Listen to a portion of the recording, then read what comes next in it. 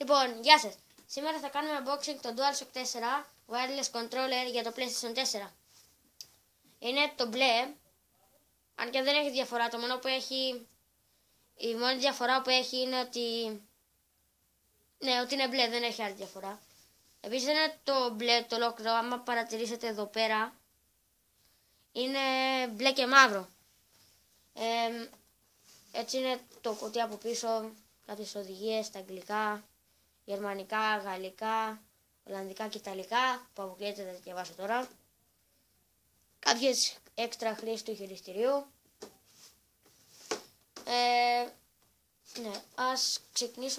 Ας πάμε κατευθείαν στο unboxing.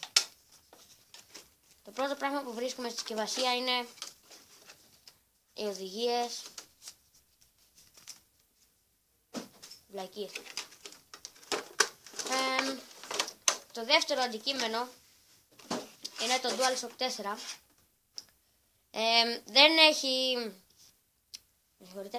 Δεν έχει καλώδιο για τη φόρτιση. Πρέπει να το φορτίζετε με αυτό που έχει ήδη μέσα το PlayStation 4. Δηλαδή, εάν δεν έχετε αδερφό, μπορείτε να το φορτίσετε και να το έχετε κάπου μέχρι κάποιος να έρθει. Ή αν έχετε αδερφό, θα πρέπει να αγοράσετε ένα καλώδιο που πουλάει στο ίντερνετ. Ας πάμε στο DualShock 4. Όπως βλέπετε δεν έχει μπαταρία. Πατάω το κουμπάκι και δεν έχει μπαταρία. Επίσης δεν είναι η ανανεωμένη έκδοση, η ανανεωμένη εισαγωγικά έκδοση, όπου έχει τη φωτεινή μπάρα εδώ πέρα. Το φωτάκι έχει μόνο εδώ πέρα. Αλλά είναι η μόνη. Επίσης, άμα προσέξετε, στο ανανεωμένο εδώ πέρα δεν γυαλίζουν, ενώ στο άλλο το παλιό σε εισαγωγικά, εδώ πέρα γυαλίζουν ο κύκλος, όχι τα κουμπιά. Κατά τα άλλα, όλα τα άλλα είναι κανονικά. Το touchpad έχει θύρα exit.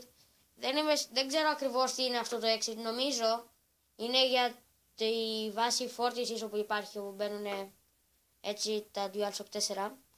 Δεν είμαι σίγουρος. Μία θύρα ακουστικών, όπου είναι για να μιλάτε με άλλους παίκτες που παίζουν, ας πούμε, κάποια παιχνίδια.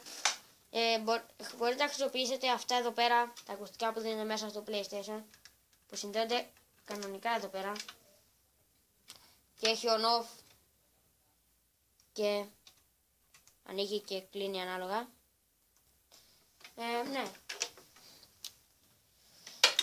Τα κουμπιά είναι αρκετά καλά, επιστρέφουν γρήγορα και ο μοχλός, ας πούμε, μπορεί να μην δει, άμα το κάνεις έτσι μπορεί να μην δεις καν ότι έχει κουνηθεί. Και η μοχλή εδώ πέρα.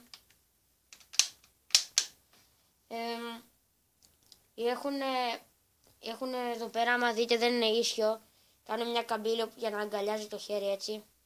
Το ίδιο και εδώ πέρα, για να μπαίνει ο αντίχειρας έτσι και να μην γλιστράει και να φεύγει, ας πούμε, πάνω που τρέχεις και πας να βάλεις γκολ στο FIFA ή στο PES. Τα κουμπιά γενικά έχουν μια κλικαριστή αίσθηση. Ακούγεται. Εδώ πέρα δεν έχει τόσο κλικαριστή. Ακούστε λίγο, δεν ξέρω κατά πόσο θα ακούγεται, αλλά ακούγεται. Εδώ είναι τα options και τα share, όπου δεν μπορεί να πατηθεί εύκολα. Εδώ πέρα είναι για ρυθμίσεις ή για παύση σε κάποια παιχνίδια, και εδώ είναι για να... Δεν έχω χρησιμοποιήσει ποτέ αυτό το κουμπί, αλλά νομίζω είναι να στέλνεις την PlayStation App όταν παίζεις και τέτοια. Δεν έχω το PlayStation App, οπότε δεν ξέρω. Νομίζω αυτά. Δεν έχει κάτι άλλο να σας δείξω. Ναι. Έχει ένα ηχιάκι εδώ πέρα. Έχει καλό ήχο. Και εδώ πέρα έχει ένα... δεν ξέρω πώς είναι αυτό το υλικό. Αλλά έχει κάτι καλό για να μην... Είναι ένα υλικό που σε βοηθάει λίγο να μην υδρώνεις.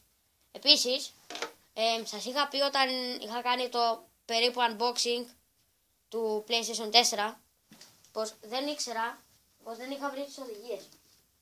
Τις βρήκα, για όσους ενδιαφέρεστε, δηλαδή για κανένα 2 άτομα. Είναι αυτή η πρώτη οδηγία. Βλακεία. Αυτή είναι η άλλη. Βλακεία. Και αυτή είναι και η άλλη. Δεν νομίζω να τις χρειαστώ ποτέ. Αυτό ήταν το unboxing για το DualShock 4 και το review. Να το δείξουμε κιόλας. Κάντε like αν σας άρεσε το βίντεο, εγγραφή αν δεν έχετε κάνει και γράψτε μου στα σχόλια αν σας αρέσει το μπλε DualShock 4 ή το κανονικό, το μαύρο ή ποιο χρώμα στο DualShock 4 σας αρέσει. Οπότε γεια σας.